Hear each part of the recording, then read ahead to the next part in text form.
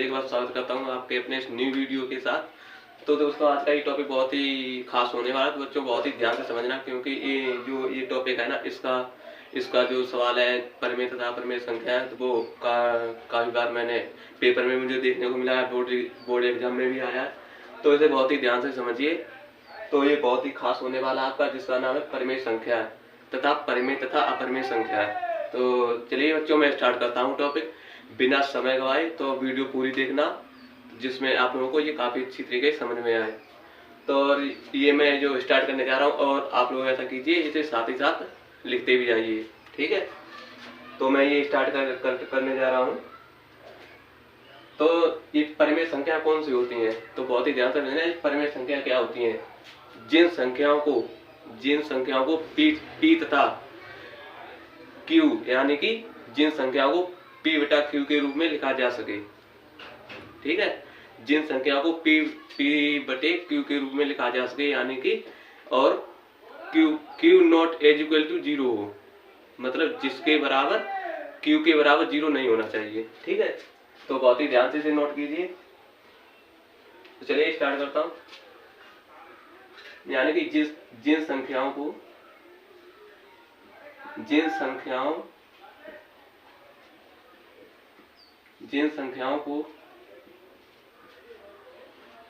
p बटे q के रूप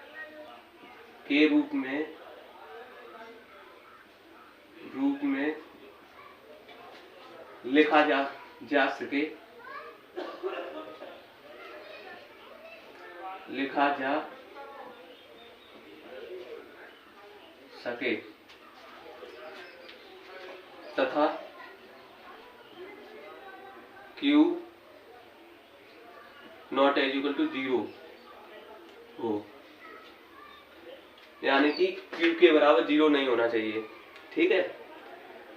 जिन संख्याओं को p बटे q के रूप में लिखा जा सके तथा q not as equal to 0 हो, ठीक है, तथा q not as equal to 0 हो, वह संख्या क्या कहलाती है? वह संख्या परिमेय संख्या कहलाती है।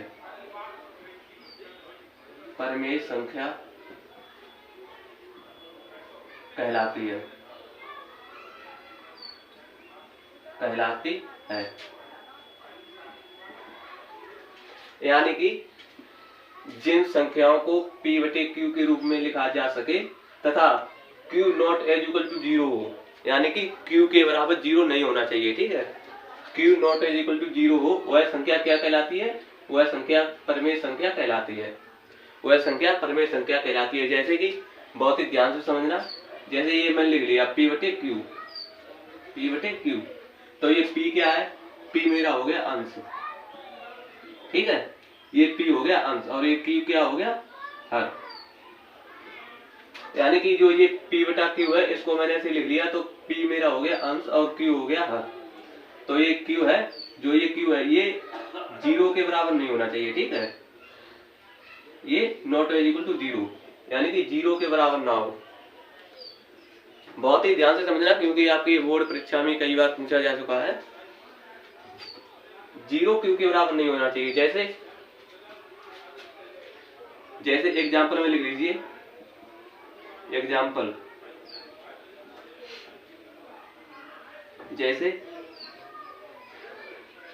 2/2 कोमा -4/5 कोमा 6/7 डॉट इनफाइनाइट। यानी कि आप बटे में कितने भी लिख सकते हैं, ठीक है। जैसे 2/2 लिख लिया, माइनस में लिख लिया, -4/5 लिख लिया, 6/7 लिख लिया। यानी कि आप बटे में 1 लिख सकते हैं, 2 लिख सकते हैं, 3 लिखते हैं, 4 लिख सकते हैं, 5 लिख सकते हैं, मतलब 0 नहीं लिख आना चाहिए बस, यानी कि बटे में 0 ना हो, ठीक है। इसे आप बहुत ही ध्यान से समझिए, यानी कि बटे में इसके 0 ना हो। और 0 और वैसे आ भी जाएगा और नहीं भी आएगा, ठीक है। तो बहुत ही इसे ध्यान से करिएगा, आपकी बोर्ड परीक्षा में कई बार पूछा जा चुका है। एग्जाम्पल में ही आ गया। और अपरिमेय संख्या क्या कहलाती है? परिमेय संख्या तो ये हो गई। अपरिमेय संख्या कौन सी कहलाती है? तो जल्दी से इसे नोट कर लीजिए, फिर मैं आपको बताता हूँ कि अपरिमेय संख्या क्या कहलाती है। ठीक है, तो जल्दी से नोट कीजिए अपनी कॉपी में।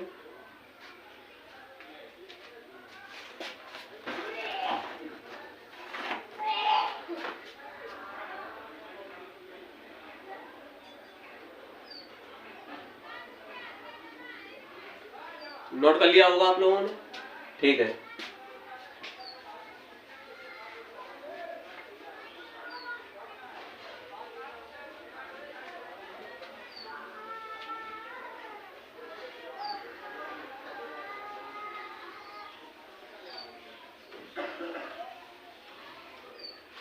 मैंने ये आप लोगों का पेपर भी देखा है, मतलब 2022 का पेपर देखा था, जो 21 में हुआ है ये मैंने देखा था। उसमें पूछा गया है कि बताइए √3 ये परिमेय संख्या है या अपरिमेय संख्या है। तो ये परिमेय तथा परिमेय ये बहुत ही ध्यान से पढ़िए, क्योंकि ये आपके बोर्ड एग्जाम पूछे जा चुके हैं कई बार। ठीक है, तो मैं बताता हूँ अपरिमेय संख्या क्या कहलाती है। अपरिमेय संख्या, अपरिमेय संख्या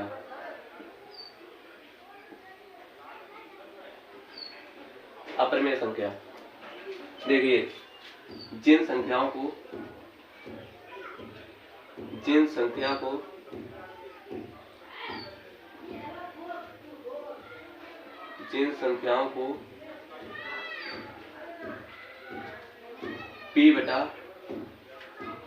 P/Q के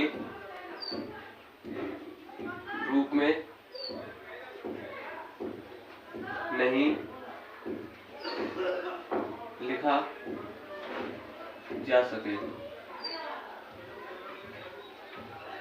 ठीक है, यानी कि जिन संख्या को हम P/Q के रूप में नहीं लिख सकते हैं, उन संख्या को क्या कहते हैं? अपरिमेय संख्या कहते हैं। ठीक, अपरिमेय संख्या क्या कहलाती है? जिन संख्याओं को P/Q के रूप में नहीं लिखा जा सकता है, उसे कहते हैं अपरिमेय संख्या। वो अपरिमेय संख्या कहलाती है।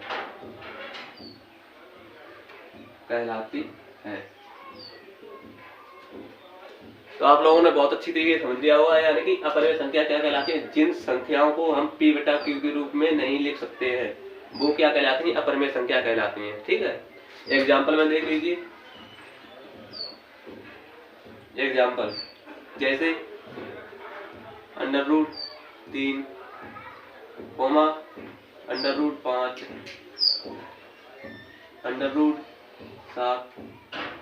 ये क्या हो गई? अपरिमेय संख्या। ठीक है, इन्हें हम कहते हैं अपरिमेय संख्या। और मतलब कई बार बच्चों ने कमेंट भी किया था, पूछा भी था कि सर ये जो ये पाई है, पाई ये परिमेय संख्या है या अपरिमेय संख्या है? जो ये पाई है ये परिमेय संख्या है या फिर अपरिमेय संख्या है? तो आप लोगों को पता होगा कि जो ये पाई है, पाई का मान होता है 22/7। ठीक है, पाई का मान होता है 22/7 होता है। एक होता है कोमा वर्गफल,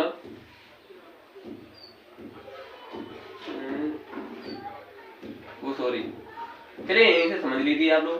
ठीक है, इसका मान होता है 22/7। ठीक है, तो ये हो गया आपका हर, अरे वो अंश, सॉरी है, ये हो गया अंश और ये क्या हो गया? हर। ठीक है, जब ये अंश और हर हो गया तो मतलब इसे तो एक तरीके से तो P/Q के रूप में लिखा ही जा सका, लिख लिया मैंने। तो ये क्या हो गई? ये होगी परिमेय संख्या। परिमेय संख्या।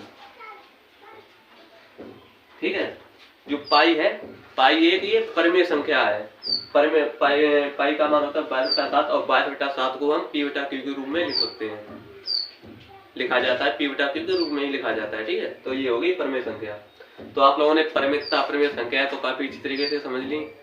तो अगर वीडियो आप लोगों को पसंद आए तो लाइक, कमेंट और सब्सक्राइब जरूर कीजिएगा, क्योंकि सब्सक्राइब करने से अगर मैं यहाँ से अगर कोई सा भी टॉपिक अगर लेके चलता हूँ, जिसकी वीडियो अगर मैं डालूंगा तो आप लोगों के पास उसका नोटिफिकेशन पहुँचता रहेगा। ठीक है, तो सब्सक्राइब प्लीज जल्दी से कर लीजिए तो यहीं पे वीडियो हम समाप्त करते हैं। इस तब तक के लिए जय हिंद, बाय बाय।